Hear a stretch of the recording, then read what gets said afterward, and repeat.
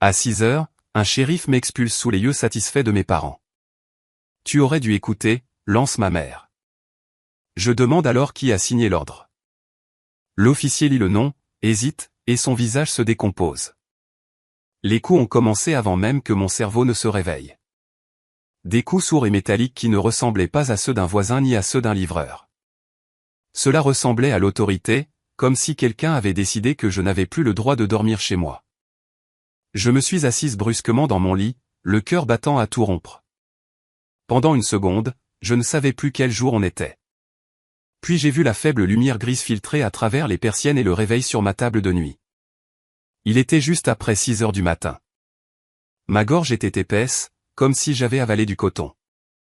J'ai enfilé un sweatshirt et je suis allé dans le couloir, faisant attention à mes pas par habitude, comme si la maison risquait de se réveiller et de me gronder d'exister. Les coups ont recommencé, suivis d'une voix masculine. Huissier de justice, ouvrez la porte. Mes mains sont devenues glacées instantanément. Je ne me suis pas précipité. Je n'ai pas hésité. J'ai bougé comme on bouge quand on a appris que la panique rend négligent. Et la négligence devient une histoire que les autres racontent sur vous plus tard. J'ai allumé la lumière du porche et j'ai regardé par le Judas. Un huissier de justice se tenait sur le pas de ma porte, en uniforme sombre, une main tenant un porte-bloc rempli de papier. Derrière lui, sa voiture était garée le long du trottoir, feu éteint, comme s'il avait décidé de ne pas réveiller toute la rue. C'est alors que je les ai vus, de l'autre côté de la rue, à moitié dans l'ombre. Mes parents se tenaient près de la boîte aux lettres du voisin comme des spectateurs à un défilé. Ma mère avait les bras croisés. Les mains de mon père étaient dans les poches de son manteau. Ils n'étaient pas surpris de voir un huissier sur mon porche. Ils étaient satisfaits. J'ai ouvert la porte en laissant la chaîne de sécurité. « Madame, dit l'huissier, calme mais ferme. Êtes-vous Thérèse Dubois ? » « Oui, ai-je répondu. » Il a jeté un coup d'œil au papier. « Je suis maître Renard, huissier de justice. Je suis ici concernant une ordonnance d'expulsion exécutoire. » Le mot expulsion m'a frappé la poitrine comme une bousculade. « C'est ma maison, ai-je dit. » Ma voix ne tremblait pas parce que je ne le permettais pas. Il doit y avoir une erreur. Maître Renard n'a pas réagi. Il avait entendu cette phrase 100 fois et détestait probablement ce qui suivait à chaque fois. « Madame, dit-il, je ne suis pas ici pour débattre de la propriété. Je suis ici pour exécuter une décision de justice. » J'ai fixé la page dans sa main. Mon nom y était imprimé en lettres noires nettes, comme si j'étais une locataire qui n'avait pas payé son loyer. Pas la personne qui payait la taxe foncière, remplaçait les tuiles du toit et avait planté l'arbre derrière avec mon grand-père quand j'étais adolescente. Ma mère a crié de l'autre côté de la rue, assez fort pour que ça porte. « Tu aurais dû faire ce que la famille demandait », a ajouté mon père, la voix plate comme un verdict. « Fais tes valises. Ça se passe aujourd'hui. » Elle. Les yeux de maître Renard se sont tournés vers eux, puis sont revenus vers moi. Il a baissé la voix d'une fraction. « Avez-vous un endroit où aller ?» a-t-il demandé. La question n'était pas gentille. Elle était procédurale, mais elle m'a quand même tordu l'estomac. « Je ne vais nulle part, ai-je dit. Pas tant que vous ne m'aurez pas montré ce que c'est. » Il a soulevé légèrement la première page et l'a inclinée pour que je puisse lire sans sortir. C'était là, en gras. Commandement de quitter les lieux. Un numéro de dossier en dessous, le sceau du tribunal, la signature d'un juge que je ne reconnaissais pas. Mon pouls a essayé de grimper. Je l'ai contenu. Je n'ai pas crié. Je n'ai pas pleuré. Je n'ai pas demandé pourquoi à mes parents parce que je connaissais déjà la réponse. Ils n'avaient pas besoin d'une raison logique. Ils avaient seulement besoin d'une raison qui semblait acceptable aux étrangers. J'ai pointé la ligne vers le haut. Qui a déposé ça? Le regard de maître Renard a suivi mon doigt. Il a hésité juste assez longtemps pour me dire que la réponse importait. Madame, dit-il prudemment. Les demandeurs dans cette affaire sont. Il s'arrêta au milieu de sa phrase, regarda à nouveau les papiers, puis me regarda encore, et son visage changea. Pas de choc, pas de pitié, mais de la reconnaissance, comme quelqu'un qui venait de réaliser que le méchant se tenait bien en vue. Il s'éclaircit la gorge une fois et dit, c'est déposé par Diane Dubois et Marc Dubois. Mes parents ne faisaient même pas semblant d'être embarrassés. Le menton de ma mère s'est levé comme si elle était fière que la ligne soit lue à haute voix. J'ai senti quelque chose se figer en moi. Un calme propre et froid. Parce que si les demandeurs étaient mes parents, cela signifiait qu'ils ne s'étaient pas contentés de me menacer. Ils étaient allés au tribunal et s'étaient transformés en le côté raisonnable de l'histoire. Et s'il y avait une ordonnance, cela signifiait qu'ils avaient déjà obtenu un jugement sans moi. J'ai gardé une voix égale. Quand cette affaire a-t-elle été déposée? Maître Renard a vérifié la page. Le jugement a été rendu la semaine dernière. La semaine dernière, ma bouche est devenue sèche. J'étais ici la semaine dernière. J'étais allé travailler, rentré à la maison, arroser les plantes, dormi dans ce lit. Je n'avais pas été au tribunal. On ne m'avait rien signifié. Pas d'huissier à ma porte, pas de lettre recommandée, pas d'avis scotché sur ma fenêtre. Où ai-je été signifié, ai-je demandé. Maître Renard a baissé les yeux à nouveau et cette fois sa pose était plus lourde. Il a passé son pouce sur une section en scannant. Adresse de signification indiquée, 128 impasse des Tilleuls. Je n'ai pas répondu parce que mon cerveau refusait déjà la réalité. L'impasse des Tilleuls n'était pas mon adresse, et ce n'était aucune adresse que j'avais eue dans ma vie d'adulte. C'était la petite location où mes parents vivaient il y a 15 ans avant de déménager. L'endroit avec une allée fissurée et la boîte aux lettres qui penchait comme une dent fatiguée. Un endroit où je n'avais pas mis les pieds depuis le lycée. Ce n'est pas mon adresse, dis-je calmement. Ce n'est pas là que je vis. La mâchoire de Maître Renard se serra légèrement. Il n'a pas dit je sais. Il a dit, c'est ce qui est sur l'acte de signification. Ma mère a crié à nouveau, plus douce maintenant, comme si elle jouait pour l'huissier. Nous avons essayé de faire ça à l'amiable, Thérèse. Tu nous as forcés. Je ne l'ai pas regardé.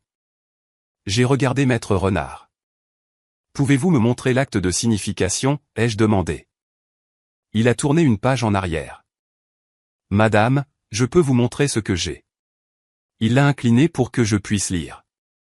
Une ligne indiquant que la signification avait été effectuée, une signature, une date, une heure, et une description qui m'a glacé la peau. Signification à personne présente acceptée par occupante adulte de sexe féminin à l'impasse des Tilleuls. Occupante adulte de sexe féminin. Impasse des Tilleuls. Mes parents avaient utilisé une adresse qu'ils contrôlaient et avaient prétendu que quelqu'un avait accepté les papiers en mon nom. J'ai lentement regardé de l'autre côté de la rue. Ma mère me regardait avec un visage calme et exercé, comme si elle avait déjà répété comment cette journée allait se passer. Et à ce moment-là, j'ai compris le but réel de l'expulsion. Ce n'était pas juste pour m'humilier. C'était pour me presser, me forcer à faire mes valises, partir, perdre le contrôle de la maison, me rendre trop dispersé pour me battre à temps. Parce que si je ne trouvais pas un juge pour arrêter ça, un huissier me retirerait légalement de la maison que mon grand-père m'avait laissée. J'ai dégluti une fois, gardant ma voix basse. Cette maison était à mon grand-père, ai-je dit à Maître Renard. Il me l'a laissée. Maître Renard n'a pas discuté. Il a simplement tenu les papiers plus fermement comme s'il détestait être le système de livraison pour la cruauté des autres. Madame, dit-il, si vous pensez que l'ordonnance du tribunal a été obtenue de manière irrégulière, vous devez contacter le tribunal immédiatement et déposer un référé d'urgence. Je ne peux pas vous dire comment faire. J'ai hoché la tête une fois. Je comprends. Il a baissé les yeux, puis les a relevés, et sa voix est devenue encore plus prudente. Il y a encore une chose, dit-il. Cette ordonnance autorise la possession immédiate. Mon estomac s'est noué. Immédiate.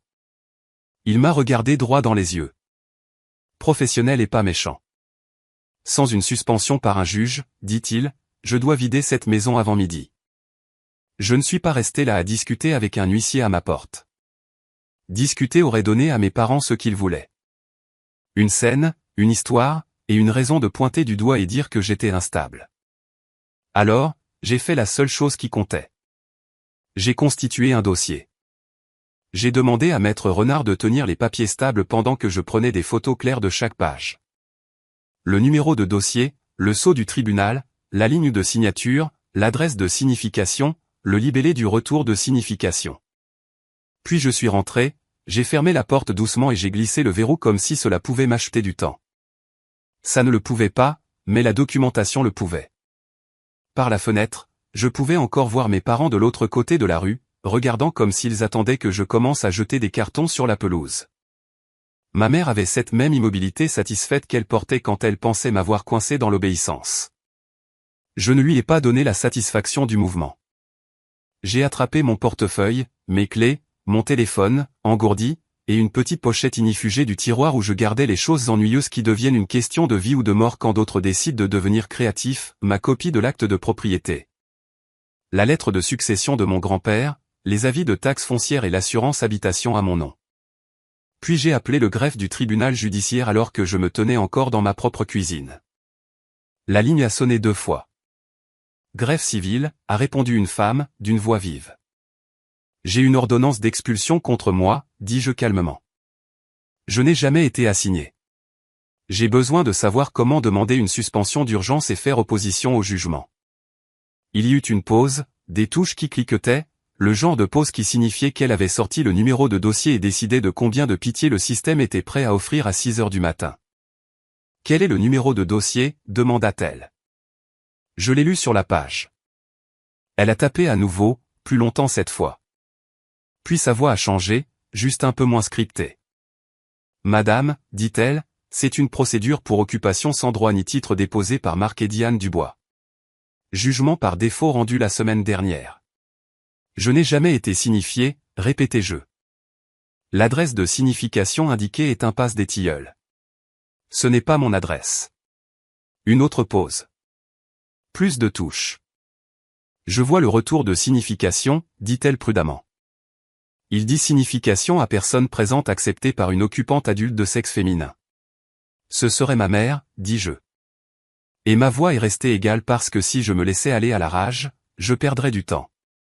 Qu'est-ce que je fais tout de suite? Vous devez déposer un référé d'heure à heure pour suspendre l'exécution, dit-elle. Et une opposition au jugement par défaut. À quelle vitesse cela peut-il être entendu, demandai-je. Elle hésita. Ça dépend du calendrier du juge. Ça doit être entendu aujourd'hui, dis-je. L'huissier dit qu'il doit vider la maison avant midi. La greffière expira doucement comme si elle n'aimait pas ce qu'elle allait dire, mais qu'elle allait le dire quand même. Venez au tribunal dès l'ouverture, dit-elle. Apportez une pièce d'identité et un justificatif de domicile. Apportez toute preuve que vous n'avez pas été signifié. Et si vous avez la preuve que vous êtes propriétaire, apportez-la aussi. Je l'ai, dis-je. D'accord, répondit-elle. Et madame, ne tardez pas. Si l'ordonnance est exécutée, ça devient plus difficile. Difficile signifiait le genre de difficile qui détruit les gens financièrement et appelle ensuite ça la procédure. J'ai raccroché, attrapé la pochette et je suis retourné à ma porte d'entrée. Maître Renard était toujours sur mon porche, attendant avec la patience d'un homme qui n'aimait pas son travail. Mes parents étaient toujours de l'autre côté de la rue, immobiles. J'ai ouvert la porte à nouveau avec la chaîne. Je vais au tribunal, ai-je dit à l'huissier. Je dépose un référé de suspension. Il a hoché la tête une fois. C'est ce que vous devez faire. Ma mère a crié, le poison le plus doux. Tu peux déposer ce que tu veux. C'est déjà fait. La mâchoire de Maître Renard s'est serrée à son ton, mais il n'a pas répondu. Il m'a juste regardé. Madame, dit-il plus bas. Je n'ai pas le droit de donner des conseils juridiques, mais je peux vous dire ceci. Si vous obtenez une ordonnance de suspension signée, appelez notre bureau immédiatement. Ils m'instruiront de ne pas exécuter. Je comprends, dis-je. Pouvez-vous me donner le numéro du bureau? Il hésita, puis l'écrivit sur le coin d'une carte et la glissa vers la fente de la porte. Mon père a finalement parlé à nouveau, plus fort cette fois. Fais tes valises. Ne rends pas ça laid. J'ai croisé son regard de l'autre côté de la rue et j'ai gardé ma voix calme. Vous avez rendu ça laid quand vous avez menti à un juge, dis-je. Le visage de ma mère s'est crispé, mais elle a souri quand même, comme si elle pensait que mes mots n'avaient plus d'importance. J'ai fermé la porte sans leur donner une autre réplique. Puis je suis sorti par la porte arrière, j'ai contourné la clôture et je suis monté dans ma voiture sans avoir à passer devant eux comme s'ils possédaient le trottoir. Sur le trajet vers le tribunal, le ciel s'est éclairci dans cette couleur pâle du matin qui rend tout inoffensif. Mes mains étaient stables sur le volant. Mon esprit ne l'était pas. Je continuais à penser à l'impasse des Tilleuls, à mes parents signant des papiers destinés à moi et prétendant ensuite que le tribunal m'avait signifié. À la facilité avec laquelle un mensonge devient un jugement quand vous ne savez pas que vous êtes censé vous présenter. Quand les portes du tribunal se sont ouvertes, j'étais déjà là. Le bâtiment sentait le désinfectant et le café rassis. L'agent de sécurité au détecteur de métaux avait l'air à moitié endormi jusqu'à ce que je pose les papiers de l'ordonnance sur le plateau et que je dise « J'ai une expulsion en cours d'exécution aujourd'hui ». Ses yeux se sont aiguisés. Il m'a fait passer plus vite que quiconque dans la file. À l'étage, le guichet du greffe civil avait une mince file de gens tenant des dossiers comme des gens qui se noient retiennent leur souffle. J'ai attendu mon tour sans bouger car chaque mouvement semblait pouvoir être interprété. Quand j'ai atteint le guichet, j'ai glissé ma carte d'identité et les photos de l'ordonnance. J'ai besoin d'une suspension d'urgence et d'une requête en opposition, dis-je. Je n'ai jamais été signifié. L'adresse de signification est fausse. Le greffier, un homme aux yeux fatigués avec un badge accroché à son col, a tapé mon numéro de dossier et a froncé les sourcils presque immédiatement. « Vous êtes à cette adresse ?» demanda-t-il, lisant le dossier. « Non, dis-je. Cette adresse est l'ancien domicile de mes parents. Je n'y ai jamais vécu en tant qu'adulte. » Il a cliqué à nouveau, a sorti un document scanné et a tourné légèrement son écran pour que je puisse voir un formulaire de preuve de signification avec une ligne de signature et une description de l'occupante adulte de sexe féminin qui avait prétendument accepté les papiers. Mon estomac s'est noué. La signature était un gribouillage, mais l'écriture du nom imprimé en dessous était soignée. Diane Dubois. Ma mère n'avait même pas pris la peine de le cacher. Elle a signé pour ça, dis-je doucement. Les sourcils du greffier se sont soulevés d'une fraction. Elle est la plaignante. Oui, répondis-je, et elle a accepté la signification en mon nom à une adresse où je ne vis pas. Il a fixé l'écran un instant de plus qu'il n'en avait besoin. Et puis il a fait quelque chose qui m'a dit qu'il ne faisait pas juste son travail. Il a imprimé le formulaire de signification et l'a glissé sous la vitre. Surlignez ça, dit-il bas. Ça compte. J'ai pris le papier avec des mains qui restaient stables parce que je refusais de laisser le système m'étiqueter comme émotionnel. Je suis aussi propriétaire de la maison, dis-je, et j'ai sorti la copie de l'acte de ma pochette inifugée avec la lettre de succession. Le nom de mon grand-père en haut, mon nom indiqué comme bénéficiaire de la propriété. Le greffier a regardé l'acte et a cligné des yeux. Puis il a tapé à nouveau plus vite. Vos parents ont déposé ceci en tant que propriétaire, dit-il, la voix se serrant. Ils prétendent que vous êtes une locataire qui se maintient dans les lieux. Une locataire, répétai-je, gardant mon ton plat. Il a cliqué sur une autre pièce jointe scannée et a tourné l'écran à nouveau. Un bail d'une page.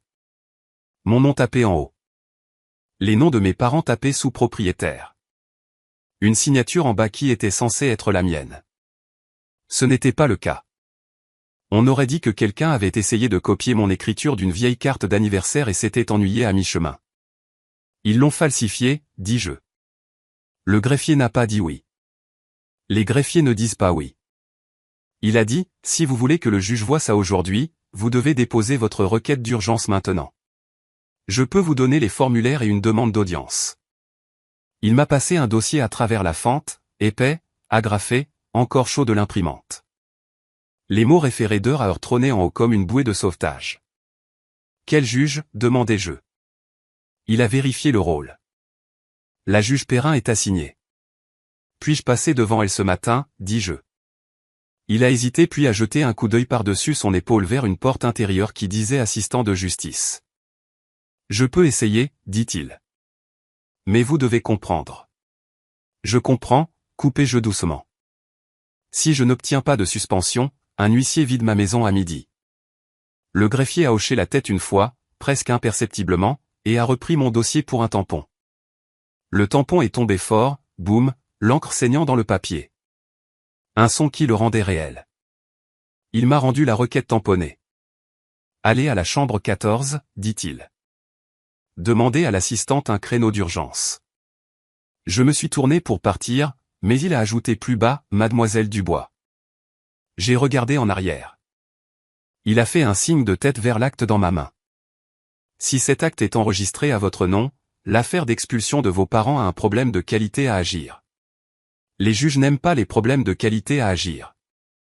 Je ne l'ai pas remercié comme s'il m'avait fait une faveur. Je l'ai remercié comme s'il m'avait tendu une arme que je savais utiliser. Dans le couloir devant la chambre 14, je me suis assise sur un banc en bois et j'ai rempli la requête avec une écriture lente et propre. Pas précipitée, pas tremblante, chaque ligne délibérée. Et quand j'ai atteint la section qui demandait les preuves à l'appui, j'ai listé exactement ce que le dossier montrait déjà. Mauvaise adresse. Plaignant a signé la signification. Bail falsifié. Acte enregistré à mon nom. Puis je me suis levé et j'ai marché jusqu'au guichet de l'assistante et j'ai glissé mon dossier sous la vitre. L'assistante a lu la première page, puis la seconde. Puis ses yeux se sont arrêtés sur la preuve de signification. Son visage a changé. Pas dramatique, juste alerte. Elle m'a regardé. Vous dites que la plaignante a accepté la signification au nom de la défenderesse? Oui, dis-je. Elle m'a fixé pendant une longue seconde, puis s'est levée sans un autre mot et a disparu par la porte derrière elle. J'ai attendu, les mains croisées, la respiration régulière, écoutant les voix étouffées à l'intérieur du cabinet du juge. Quand la porte s'est rouverte, l'assistante est revenue tenant mon dossier comme s'il était soudainement plus lourd. Elle s'est penchée vers la fenêtre et a parlé doucement. La juge Perrin va vous voir, dit-elle. Mais je dois vous prévenir. Vos parents ont joint un document de plus à leur dossier. Et si c'est ce à quoi ça ressemble, ce n'est pas juste une expulsion. Mon estomac s'est noué. Quel document? L'assistante a dégluti une fois. Un acte notarié, dit-elle. Un acte de vente enregistré qui prétend que la maison leur a été transférée. Mon corps est devenu froid, mais mon visage est resté immobile. Un acte, répétai-je doucement. Transféré à eux. L'assistante a hoché la tête une fois, les yeux prudents. C'est dans le dossier du tribunal comme pièce jointe. Vous le verrez quand vous serez devant la juge. Je n'ai pas discuté dans le couloir. Je n'ai pas exigé de le voir à travers la vitre comme une personne frénétique. J'ai simplement hoché la tête et dit, oui, merci. Puis je l'ai suivi à travers la porte dans la chambre 14. La salle d'audience était plus petite que le hall en bas, plus sombre, plus silencieuse, construite pour des décisions qui ruinaient les gens poliment. Quelques avocats étaient assis éparpillés sur les bancs avec des ordinateurs portables ouverts. Un homme dans un costume froissé regardait ses mains comme s'il attendait d'être puni. Et puis j'ai vu mes parents. Ils étaient assis près de l'avant avec un avocat à côté d'eux. Un homme aux cheveux argentés et à la posture calme, le genre d'avocat que les gens engagent quand ils veulent que le tribunal suppose qu'ils sont les raisonnables. Ma mère portait un gilet doux et une expression inquiète comme si elle était venue me sauver de moi-même. Mon père regardait droit devant, la mâchoire serrée. Ils n'avaient pas l'air nerveux. Ils avaient l'air préparés. Quand ma mère m'a repéré, elle a fait un petit sourire triste comme si elle était sur le point de jouer la compassion, et je ne le lui ai pas rendu. L'huissier d'audience a appelé le numéro de dossier et nous nous sommes approchés des tables. La juge Perrin a pris place et a immédiatement regardé le dossier avec un froncement de sourcils qui me disait qu'elle avait déjà vu quelque chose qu'elle n'aimait pas. « Bonjour, dit-elle. Nous avons un référé d'urgence pour suspendre l'exécution d'une ordonnance d'expulsion. Mademoiselle Dubois, vous êtes la défenderesse. » Oui, madame le juge, répondis-je. Et vous comparaissez sans avocat aujourd'hui? Oui. Son regard s'est tourné brièvement vers l'avocat de mes parents. Maître Laurent Pic pour les demandeurs, madame le juge. La juge Perrin a hoché la tête, puis m'a regardé à nouveau. Mademoiselle Dubois, vous comprenez que l'ordonnance autorise la possession aujourd'hui. Oui, dis-je. L'huissier a dit midi. La juge Perrin n'a pas réagi à l'émotion de cela. Elle a réagi à la procédure. Et dites-moi pourquoi je devrais ordonner une suspension d'urgence. J'ai glissé mon dossier en avant, les mains stables. Parce que je n'ai jamais été valablement signifié. La preuve de signification montre que la plaignante a accepté la signification à une adresse où je ne vis pas. L'adresse n'est pas la mienne, et la plaignante a signé le formulaire. Les yeux de la juge Perrin se sont plissés légèrement. La plaignante a signé le formulaire de signification? Oui, dis-je. Maître Pic a souri faiblement comme s'il était sur le point d'expliquer une technicalité. La juge Perrin l'a regardé. Maître, est-ce exact? Maître Pic s'est levé, la voix douce. Madame le juge, la signification a été effectuée conformément à la loi. La signification à domicile est permise. L'occupante a accepté. La juge Perrin a levé une main. Ne me récitez pas la loi. Répondez à la question. Votre cliente a-t-elle signé en tant qu'occupante adulte ayant accepté la signification? Maître Pic a hésité. Puis a choisi ses mots avec soin. Oui, madame le juge. Madame Dubois a accepté la signification à l'adresse indiquée dans la plainte comme étant la dernière adresse connue de mademoiselle Dubois. Le regard de la juge Perrin est revenu vers moi. L'impasse des Tilleuls est-elle votre dernière adresse connue? Non, dis-je. Je n'y ai pas vécu en tant qu'adulte. Mon permis de conduire, mes impôts et mes factures reflètent mon adresse actuelle. J'ai glissé ma carte d'identité et une facture récente en avant. La juge Perrin les a scannés rapidement. Puis elle a regardé ma mère. Madame Dubois, dit-elle, pourquoi avez-vous accepté la signification au nom de la défenderesse à une adresse qui n'est pas sa résidence? Les lèvres de ma mère ont tremblé dans une tristesse exercée. Madame le juge, commença-t-elle doucement. Nous avons tout essayé. Elle a été instable. Elle a arrêté de nous répondre. Nous ne savions pas quoi faire d'autre. C'était là encore. Instable. Une étiquette destinée à faire cesser les questions inconfortables du tribunal. La juge Perrin n'a même pas cligné des yeux. Ce n'est pas une réponse, dit-elle. Soit vous saviez où elle vivait, soit vous ne le saviez pas. Mon père s'est penché légèrement en avant, la voix basse. Nous essayons juste de protéger la propriété. Les yeux de la juge Perrin sont restés vifs. La protéger de qui? Mon père n'a pas répondu. Ma mère a baissé les yeux comme une sainte. Maître Pic est intervenu rapidement. Madame le juge, les plaignants possèdent la maison. Ils devaient récupérer la possession. La défenderesse refuse de partir. Le regard de la juge Perrin s'est tourné vers lui. J'ai examiné les pièces, dit-elle, et son ton s'est durci. L'une d'elles est un acte notarié. Ma gorge s'est serrée. La juge Perrin a soulevé une seule page du dossier et l'a tenue en l'air. La pièce C est un acte de vente enregistré prétendant transférer la propriété de Thérèse Dubois à marquer Diane Dubois, dit-elle. Enregistré il y a 2 semaines. Ma mère a inspiré doucement comme si elle allait pleurer.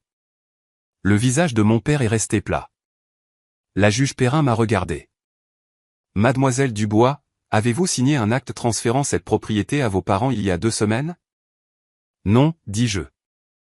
La voix de Maître Pic est intervenue, mielleuse. Madame le juge, nous avons un acte notarié au dossier. Les yeux de la juge Perrin se sont braqués sur lui. Je ne vous ai pas interrogé. Puis elle m'a regardé à nouveau. Vous dites que cet acte est frauduleux. Oui, répondis-je, et je peux prouver que je n'étais présente pour aucune signature. J'étais au travail ce jour-là et mon employeur a des relevés d'accès. Le stylo de la juge Perrin a cessé de bouger. Des relevés d'accès, répéta-t-elle. Oui, dis-je calmement. Entrée par badge et enregistrement des caméras de sécurité. Horodaté. L'expression de Maître Pic s'est tendue. Madame le juge, cela se transforme en litige sur le titre de propriété. Les affaires de succession appartiennent à une chambre différente. Le regard de la juge Perrin s'est durci. Elle fit une pause, puis prononça la phrase qui fit enfin bouger mes parents sur leur siège. Je ne suis pas à l'aise avec l'exécution d'une ordonnance d'expulsion sur ce dossier. Maître Pic ouvrit la bouche. La juge Perrin le coupa. Je vais traiter la suspension d'abord, dit-elle. Mademoiselle Dubois, avez-vous une preuve de propriété enregistrée actuellement à votre nom? Oui, dis-je. Et j'ai sorti le relevé du service de la publicité foncière, SPF, que j'avais demandé ce matin-là au greffier en bas. Mon résumé de dossier immobilier tamponné. La juge Perrin l'a pris, scanné, et ses sourcils se sont légèrement haussés. Il montre que la propriété vous a été distribuée par la succession de votre grand-père, dit-elle en lisant. Enregistré l'année dernière. Puis il montre un acte de vente il y a 2 semaines, la transférant à vos parents. Elle me regarda à nouveau. Et vous n'y avoir signé cet acte? Oui. La juge Perrin s'est penchée légèrement en arrière et a fixé la pièce de l'acte. Puis elle a regardé le bloc du notaire en bas. Ses yeux se sont plissés. Maître Pic ne l'a pas remarqué assez vite. Mes parents si. Les épaules de ma mère se sont raidies. La juge Perrin a tapé sur le numéro de sceau du notaire avec son stylo. Maître, dit-elle. De quel notaire s'agit-il? Maître Pic cligna des yeux. Madame le juge. Quel notaire? La juge Perrin répéta plus sèchement. Maître Pic regarda en bas. Il semble que ce soit un notaire nommé Carla Mendès. La juge Perrin regarda mon père. Monsieur Dubois, dit-elle. Connaissez-vous Carla Mendès? La bouche de mon père s'ouvrit, puis se ferma. Ma mère répondit pour lui, la voix mince. C'est une amie. Le regard de la juge Perrin resta fixe. Une amie qui a notarié un acte transférant la maison héritée de votre fille à vous il y a 2 semaines. Maître Pic essaya à nouveau, l'urgence s'insinuant. Madame le juge, l'acte est enregistré. Il est présumé valide. La juge Perrin ne cligna pas des yeux. Présumé valide n'est pas immunisé. Elle se tourna vers l'huissier d'audience. J'émets une ordonnance de suspension d'urgence de l'expulsion, dit-elle. Effective immédiatement. Notifiez le bureau des huissiers. Mes poumons se sont desserrés dans une expiration calme et contrôlée. La juge Perrin a continué, la voix nette. Ceci est suspendu en attendant une audience sur l'opposition au jugement et un renvoi pour fraude potentielle concernant l'acte. Le visage de ma mère s'est crispé. Madame le juge. La juge Perrin l'a regardé. Stop, dit-elle.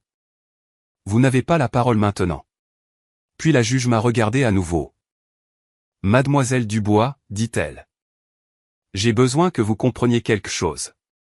Si cet acte est frauduleux, vous avez besoin de plus qu'une suspension d'expulsion. Vous devez protéger le titre de propriété immédiatement. Je sais, dis-je. La juge Perrin a hoché la tête. Bien, parce que j'ordonne que le service de la publicité foncière soit notifié d'une transaction frauduleuse potentielle. Le visage de Maître Pic est devenu pâle et puis la juge Perrin a ajouté, calme mais définitive, et je veux que le notaire comparaisse en personne avec son répertoire des actes. Mes parents se sont figés. Les yeux de ma mère se sont légèrement écarquillés. Et la mâchoire de mon père s'est tellement serrée qu'un muscle a sauté. Parce qu'un répertoire de notaire n'est pas une histoire. Ce sont des horodatages, des signatures, des pièces d'identité. C'est une preuve. La juge Perrin a posé le dossier. Audience fixée pour demain matin, dit-elle. Mademoiselle Dubois, apportez vos relevés d'accès employeur. Les demandeurs apporteront le notaire et l'acte original.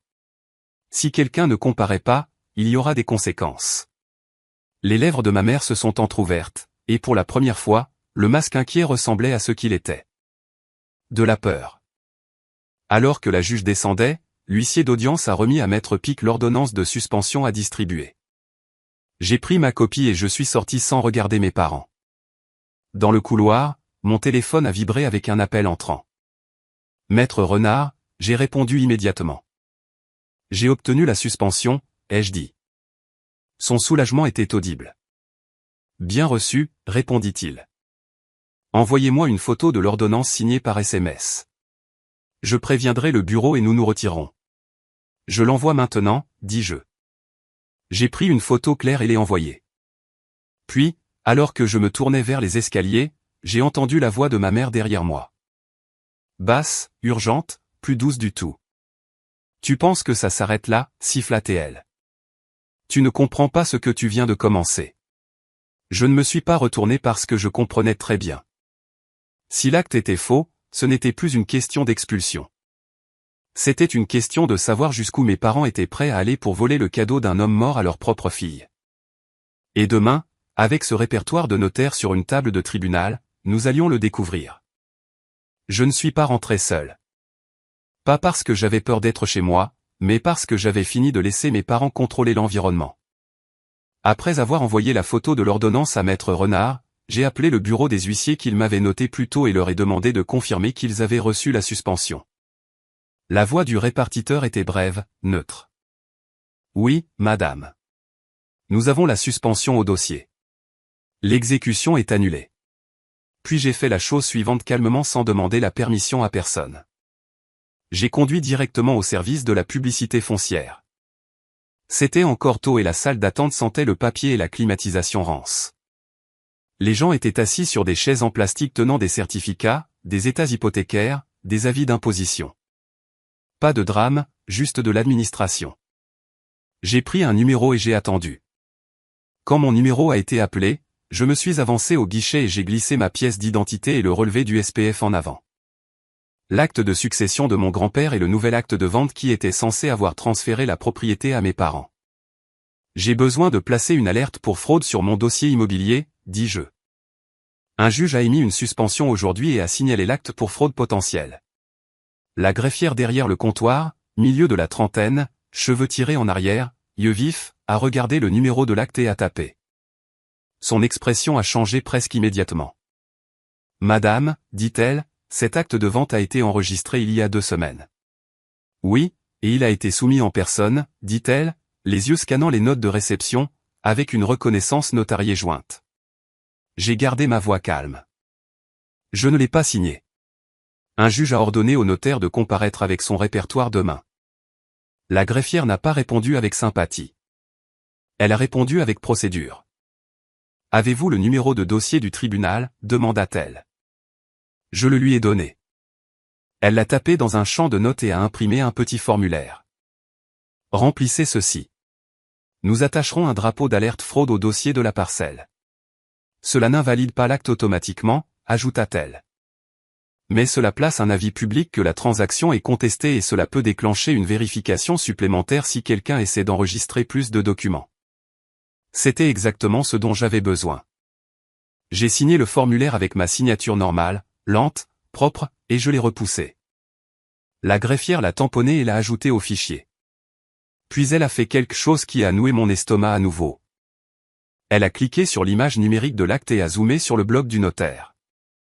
Puis-je vous poser une question, dit-elle prudemment. Oui. Elle a tapé sur l'écran avec son stylo. Savez-vous pourquoi le numéro de commission du notaire a l'air bizarre? Ma gorge s'est serrée. Bizarre comment? Elle a tourné légèrement l'écran pour que je puisse voir. Le numéro de commission avait un chiffre barré et réécrit. Une correction minuscule maintenant presque invisible à moins d'être formée pour remarquer les problèmes de réception.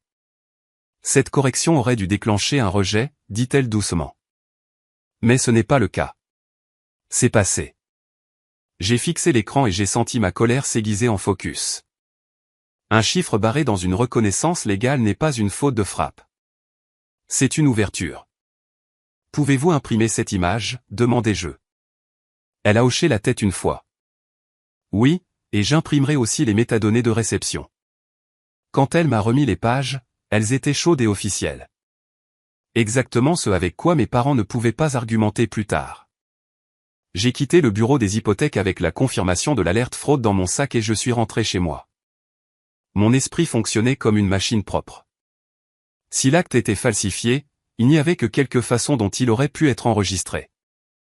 Un notaire qui a menti. Une signature qui n'était pas la mienne. Une pièce d'identité fausse ou volée.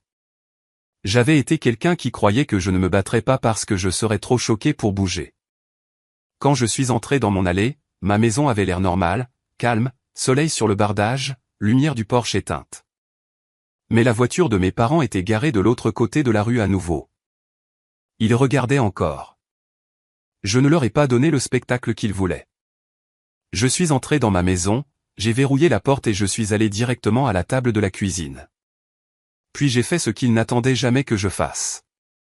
J'ai appelé mon employeur, pas pour me plaindre, pas pour pleurer, pour demander des relevés. Le bureau de sécurité de mon entreprise a répondu à la 2e sonnerie. Sécurité, dit un homme. C'est Thérèse Dubois, répondis-je. J'ai besoin des relevés d'accès par badge pour il y a 2 semaines, spécifiquement toute la journée du 13. Il y eut une pause. Pourquoi? Parce qu'un acte a été déposé prétendant que je l'ai signé devant un notaire ce jour-là, dis-je calmement. Et j'ai besoin de documenter où j'étais. Le ton à l'autre bout a changé instantanément. Compris, dit-il. J'aurai besoin d'une demande par email et d'un numéro de dossier s'il y en a un. J'en ai un, répondis-je. Et je le lui ai donné. Il n'a pas demandé si j'allais bien. Il n'en avait pas besoin. Il a dit, nous sortirons les entrées de badge et les relevés du portail de parking. Si les caméras ont encore des images, nous les préserverons. Préserver. Ce mot ressemblait à une protection. Quand j'ai raccroché, j'ai regardé par ma fenêtre avant à nouveau. Ma mère était sur le trottoir maintenant, téléphone pressé contre son oreille, faisant les 100 pas comme si elle essayait de contenir son impatience. Mon père se tenait les bras croisés, fixant ma maison comme si elle lui devait des excuses. Puis ma sonnette a retenti une fois et quand je n'ai pas répondu, elle a retenti à nouveau. Je n'ai pas bougé vers la porte. J'ai bougé vers mon téléphone. J'ai ouvert mon application caméra et j'ai commencé à enregistrer. Je le tenais bas, capturant l'horodatage et le son. Puis j'ai marché jusqu'à la porte et j'ai parlé à travers sans rien déverrouiller. Oui. La voix de ma mère est venue sèche à travers le bois. Ouvre la porte. Non, répondis-je. La voix de mon père a suivi, contrôlé. Nous sommes ici pour résoudre ça en famille. J'ai gardé mon ton plat. Vous avez déposé une expulsion contre moi. Vous avez falsifié un bail. Vous avez enregistré un faux acte. Ce n'est pas la famille. C'est de la fraude. La voix de ma mère s'éleva. Comment oses-tu? Je n'ai pas répondu à ça. J'ai posé une question à la place. Pourquoi avez-vous fait ça? Silence. Puis mon père parla, voix basse et froide. Parce que grand-père a promis que la maison resterait dans la famille, dit-il. Et tu prenais des décisions que nous n'approuvions pas, j'ai senti ma mâchoire se serrer. Je suis la famille, dis-je. Ma mère a craqué. Tu es ingrate. Cet homme aurait voulu que nous l'ayons. J'ai inspiré lentement. Non, il ne le voulait pas, dis-je. C'est pourquoi l'acte est à mon nom. La voix de mon père a baissé encore plus comme s'il offrait un avertissement. Demain, le notaire dira que tu as signé. Je n'ai pas bronché. Alors demain, elle produira son répertoire, dis-je. Et il montrera ce qu'elle prétend avoir vérifié. La voix de ma mère est redevenue douce. Trop douce. Tu ne veux pas ruiner des vies pour de la paperasse, Thérèse. Cette phrase m'a tout dit. Ils n'avaient pas peur de perdre la maison.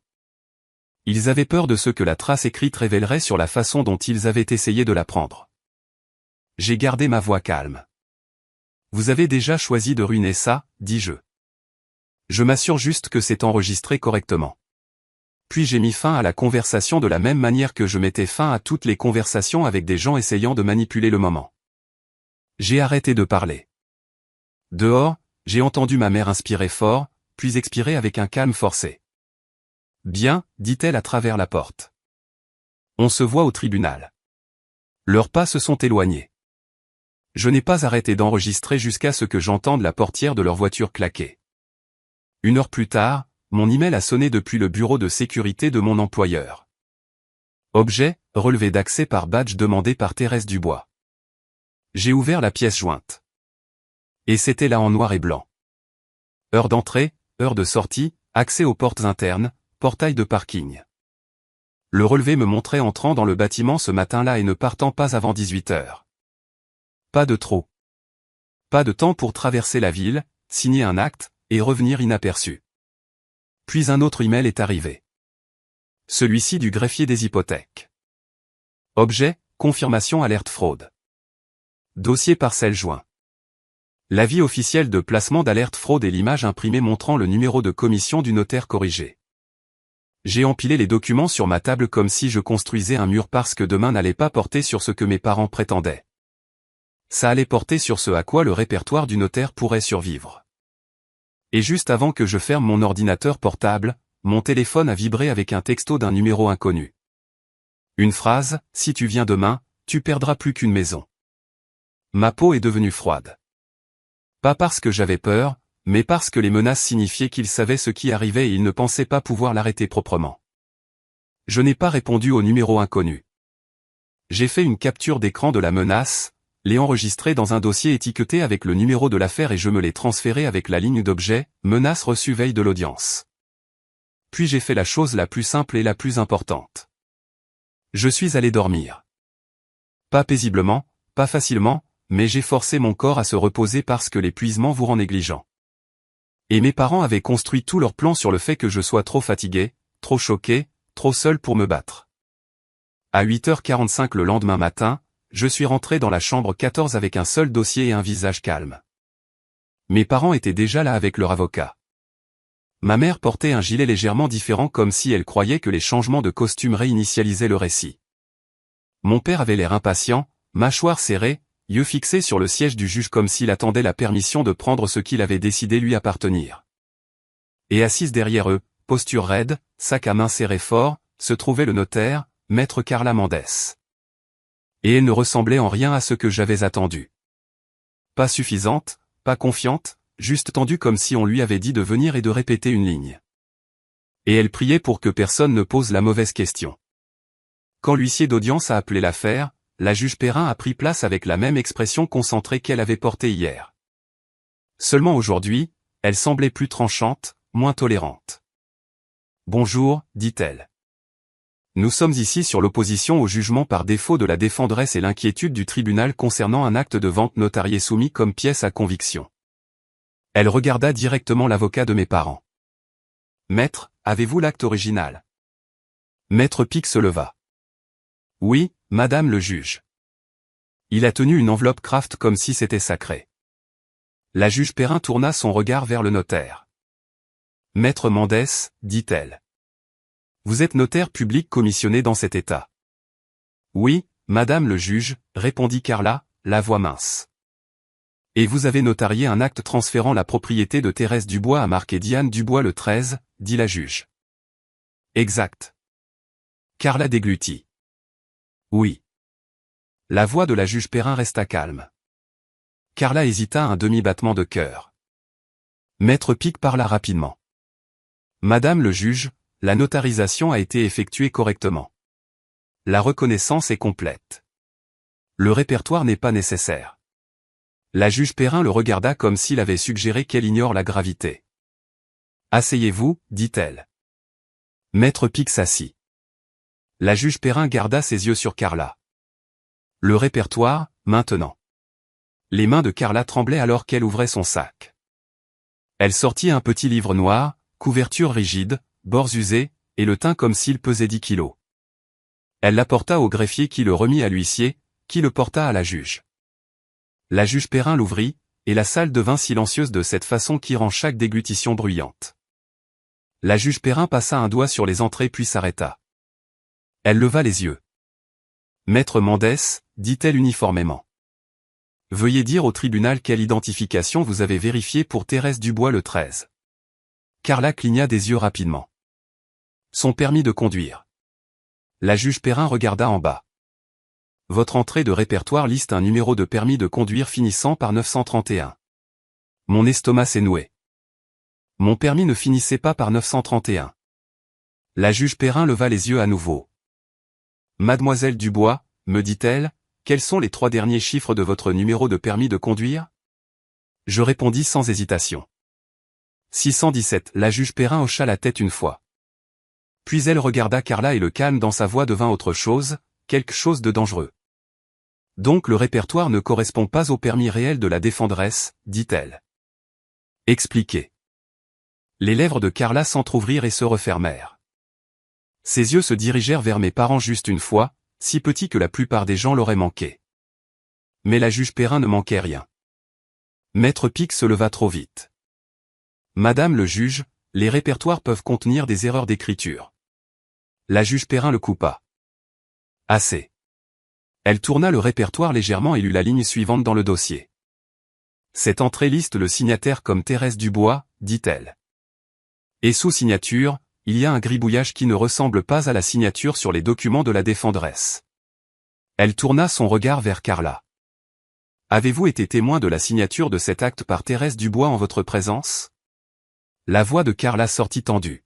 « Oui. » La juge Perrin n'a pas élevé la voix.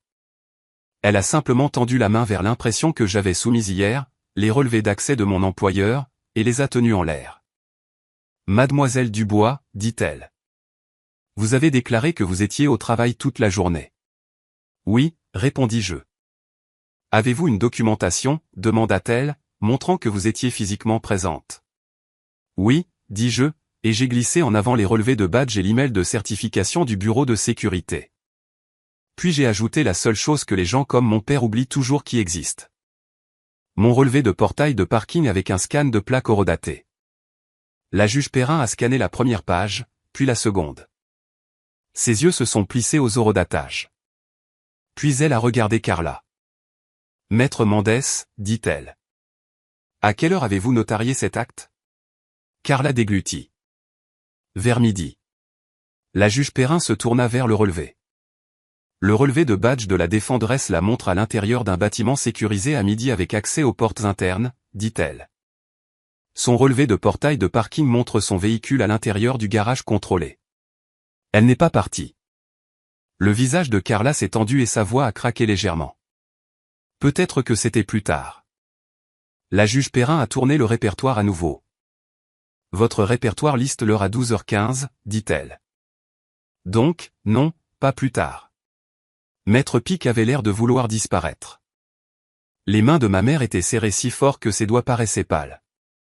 Mon père regardait droit devant comme si refuser de regarder la preuve l'empêcherait d'exister. La juge Perrin posa le répertoire doucement et se pencha en avant.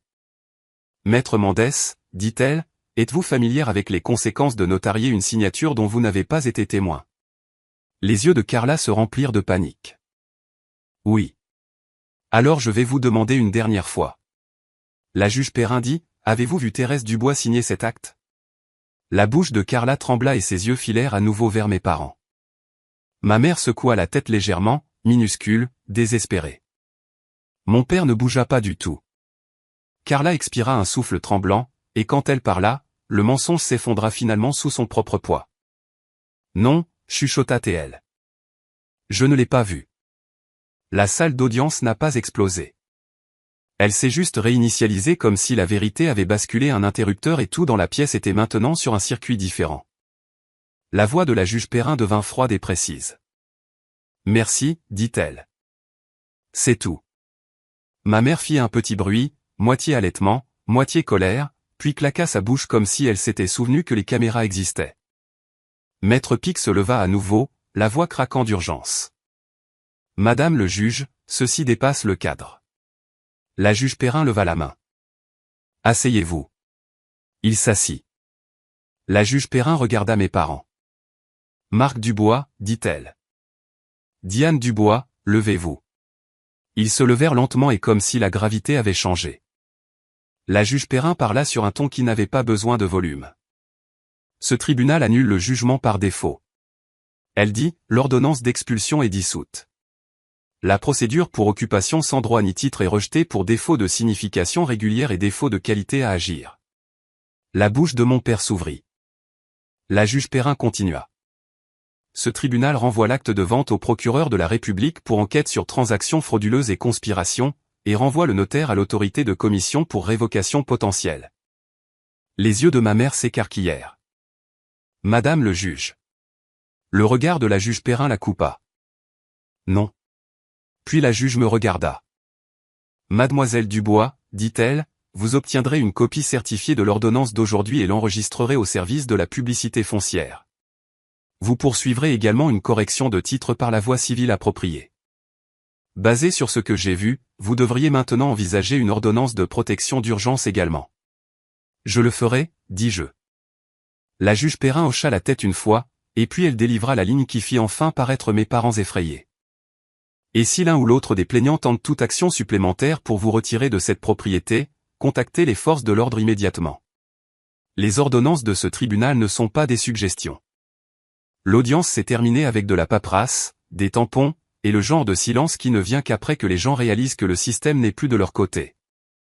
Dehors de la salle d'audience, mes parents ne m'ont pas approché. Ils ne pouvaient pas. Maître Pic évitait entièrement mes yeux, leur parlant par phrases rapides et basses comme s'il essayait de les faire sortir du bâtiment avant que quelqu'un ne décide de les détenir. Carla Mendès sortit dans l'autre direction, visage pâle, serrant son sac comme si c'était un radeau de sauvetage. Et je suis allé directement en bas au greffe et j'ai demandé des copies certifiées conformes.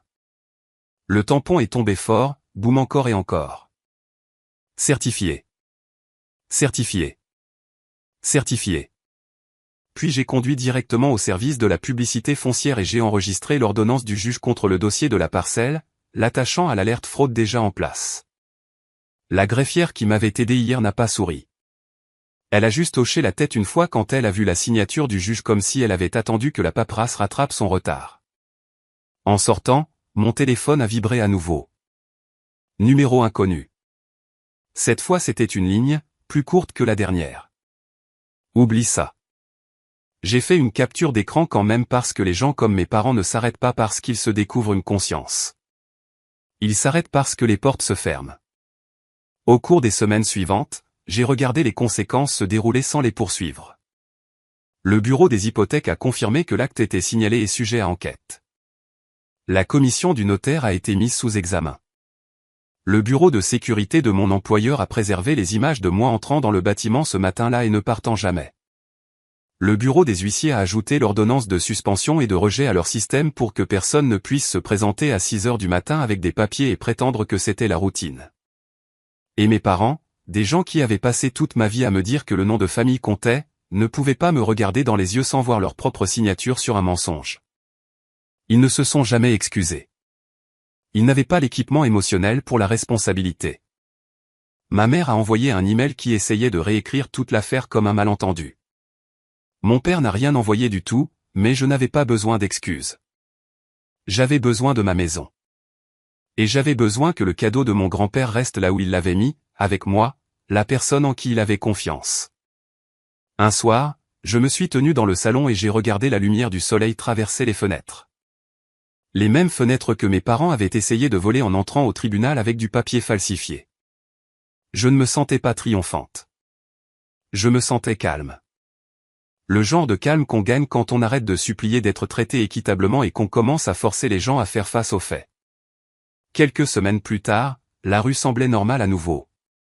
Pas de voiture de police au trottoir. Pas de parents de l'autre côté de la route regardant comme des prédateurs. L'alerte fraude est restée sur le dossier de propriété jusqu'à ce que le processus de correction de titre soit terminé. Et chaque lettre officielle qui arrivait allait dans le même dossier avec le numéro de l'affaire sur la tranche. J'ai remplacé la serrure de la porte d'entrée, installé une petite caméra près du porche, et gardé des copies certifiées de l'ordonnance du juge dans un endroit sûr. Pas parce que je voulais vivre dans la peur, mais parce que je voulais vivre dans la réalité. Mes parents avaient prouvé qu'ils utiliseraient les institutions comme des armes. J'ai appris à utiliser les mêmes institutions comme des boucliers.